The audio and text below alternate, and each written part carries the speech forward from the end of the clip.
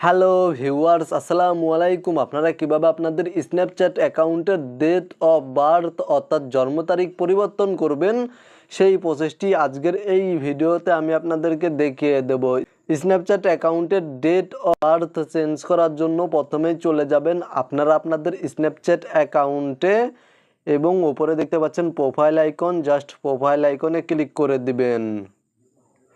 দেন এখানে দেখতে পাচ্ছেন সেটিংস একটি আইকন রয়েছে, সেটিংস আইকনে ক্লিক করে দিবেন এবং তারপরে এখানে দেখতে পাচ্ছেন বার্থডে নামে একটি অপশন রয়েছে, এই অপশনে ক্লিক করে দিবেন।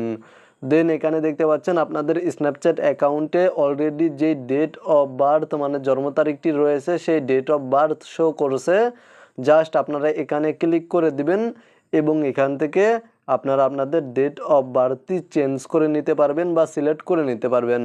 আপনারা যেই ডেট অফ বার্থ সেট করতে চাচ্ছেন সেই ডেট অফ বার্থটি দিয়ে দিবেন এবং নিচে দেখতে পাচ্ছেন কন্টিনিউ অপশনে ক্লিক করে দিবেন।